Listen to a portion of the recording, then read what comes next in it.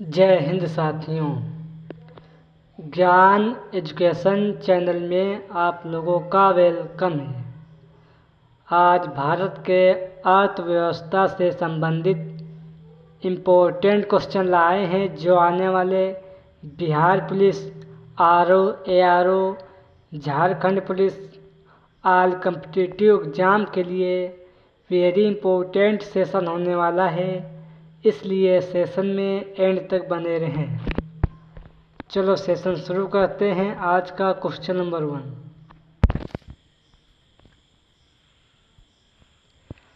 बंद अर्थव्यवस्था से आप क्या समझते हैं? बंद अर्थव्यवस्था से आप क्या समझते हैं? तो याद रखें, आयात निर्यात होता है, याद रखें। इसका सही आंसर ऑप्शन नंबर बी, याद रखें। नेक्स्ट क्वेश्चन 2, हिंदू विकास दर किस दर से संबंधित है? हिंदू विकास दर किस दर से संबंधित है? तो याद रखें, राष्ट्रीय आय दर से संबंधित है। इसका सही आंसर ऑप्शन नंबर बी, याद रखें। नेक्स्ट क्वेश्चन 3, मिश्रित अर्थव्यवस्था का अर्थ क्या है? मिश्रित अर्थव्यवस्था का अर्थ क्या है? तो याद रखें, इसका अर्थ है जहां राष्ट्रीय अर्थव्यवस्था में सार्वजनिक क्षेत्र के साथ साथ निजी क्षेत्र में विधामन हो, ये इसका अर्थ है। याद रखें, इसका सही answer option number B. Next question 4, केंद्र व राज्यों के मध्य वित्त का बंटवारा किया जाता है। केंद्र व राज्यों के मध्य वित्त का बंटवारा किया जाता है। तो याद रखें, इसका सही आंसर ऑप्शन नंबर बी, वित्त आयोग की सिफारिश पर बंटवारा किया जाता है। इसका सही आंसर ऑप्शन नंबर बी, याद रखें। नेक्स्ट क्वेश्चन 5, भारतीय राजमार्ग प्राधिकरण के वित्त का प्रमुख स्रोत क्या है? भारतीय राजमार्ग प्राधिकरण के वित्त का प्रमुख स्रोत क्या है? तो याद रखें, उपकार है। इसका सही आंसर ऑप्शन नंबर ए, याद रखें। नेक्स्ट क्वेश्चन 6, धारणीय विकास किसके उपयोग के संदर्भ में अंतर पीढ़ीगत संवेदनशीलता का विषय है? धारणीय विकास किसके उपयोग के संदर्भ में अंतर पीढ़ीगत संवेदनशीलता का विषय है? तो याद रखें, इसका सही आंसर ऑप्शन नंबर ए, यानी प्राकृतिक साधन का विषय है। याद रखें, इसका सही answer option number A. Next question 7, किसी देश की आर्थिक वृद्धि का सर्वाधिक उपयुक्त माप है? किसी देश की आर्थिक वृद्धि का सर्वाधिक उपयुक्त माप है? तो याद रखें, ये प्रति व्यक्ति उत्पाद का माप है। याद रखें। नेक्स्ट क्वेश्चन 8, गांधी अर्थव्यवस्था किस पर आधारित है? गांधी अर्थव्यवस्था किस पे आधारित है? तो याद रखें, न्यास पर आधारित है। इसका सही answer option number B. Next question 9, विकास केंद्र उपगम किस योजना के अंतर्गत अनायत गया था? विकास केंद्र उपगम किस योजना के अंतर्गत अनायत गया था? तो याद रखें, ये चतुर्थ पंचवर्षीय के अंतर्गत किया गया था। याद रखें, इसका सही answer option number D. Next question 10, आर्थिक नियोजन के युग में आरंभ से भारत की सकल राष्ट्रीय आय में कृषि क्षेत्र हिस्सा है।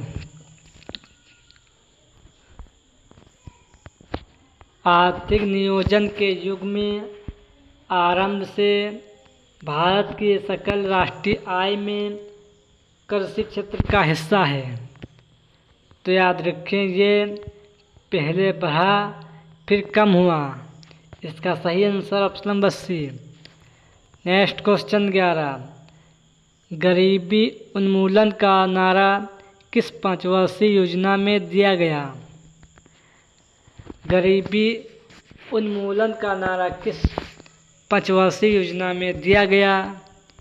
तो याद रखें, ये पंचम पंचवर्षीय योजना में दिया गया था।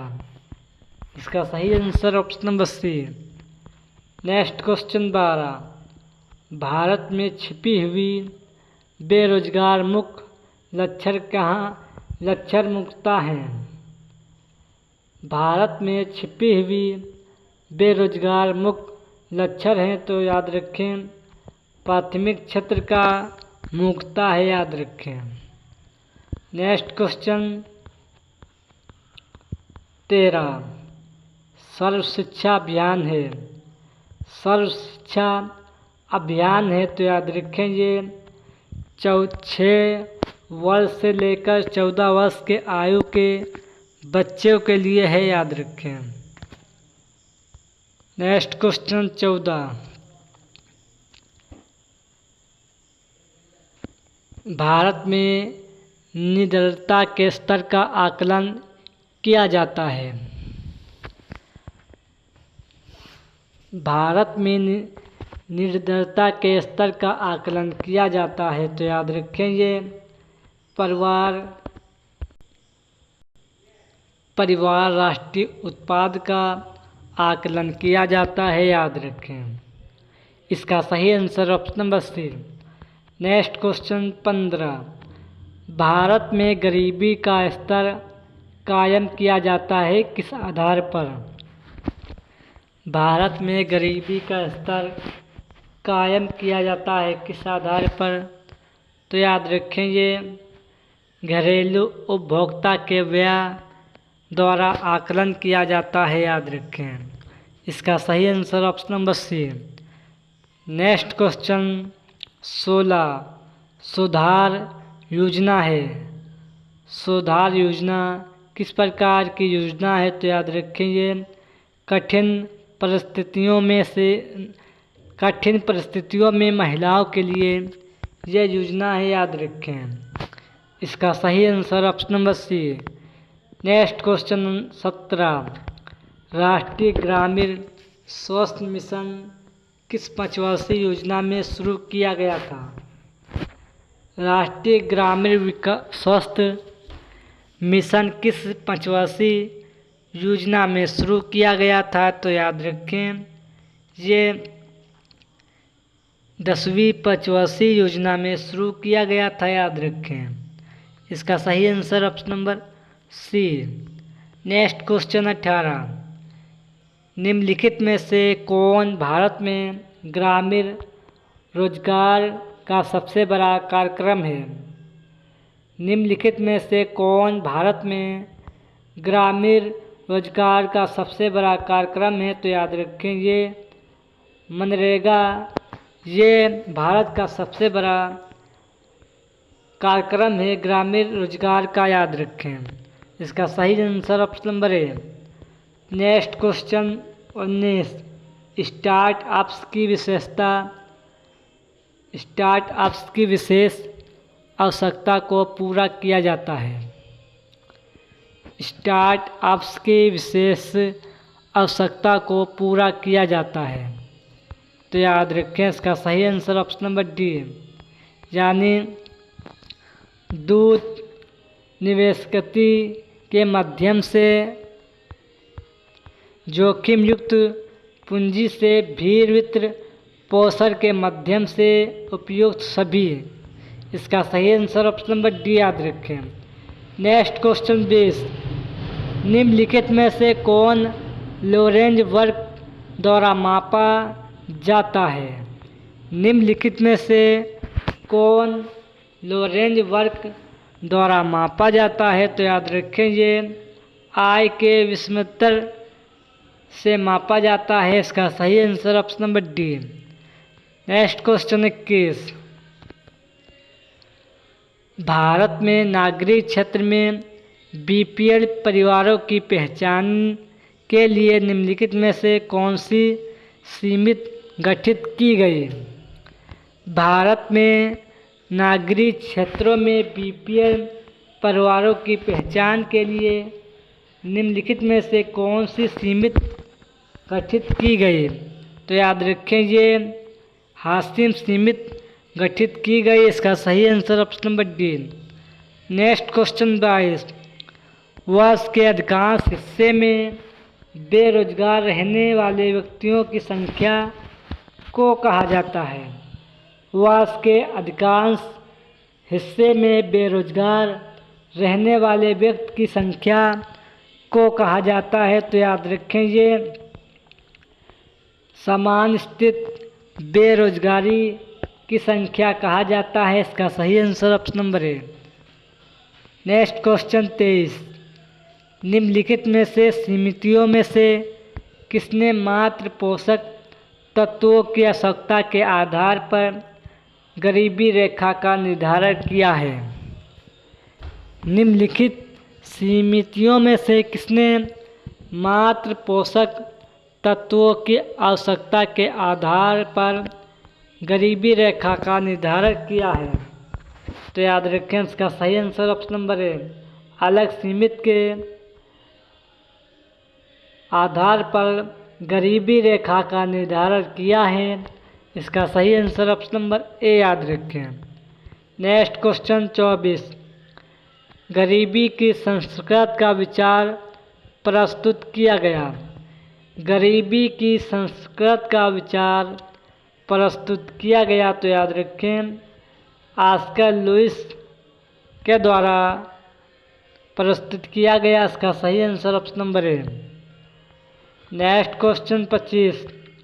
समन्वित बाल विकास परियोजना के अंतर्गत निम्नलिखित में से कौन सा एक है? समन्वित बाल विकास परियोजना के अंतर्गत निम्नलिखित में से कौन सा एक है? एक सम्मिलित नहीं है। तो याद रखें ये इसका सही आंसर ऑप्शन नंबर डी। पूरक पोषण, टीकाकरण, पोषण एवं स्वस्थ शिक्षा ये सम्मिलित है, लेकिन परिवार नियोजन सम्मिलित नहीं है। इसका सही आंसर हो जाएगा ऑप्शन नंबर डी। ये 25 question very most important Bharat के अर्थव्यवस्था से संबंधित थे, जो आपके किसी न किसी एग्ज़ाम में आने के पूरे चांस रहेंगे। सेशन पसंद आए तो लाइक करें और चैनल को सब्सक्राइब करें। सेशन एंड करते हैं और मिलते हैं किसी नेक्स्ट सेशन में। जय हिंद, जय भारत।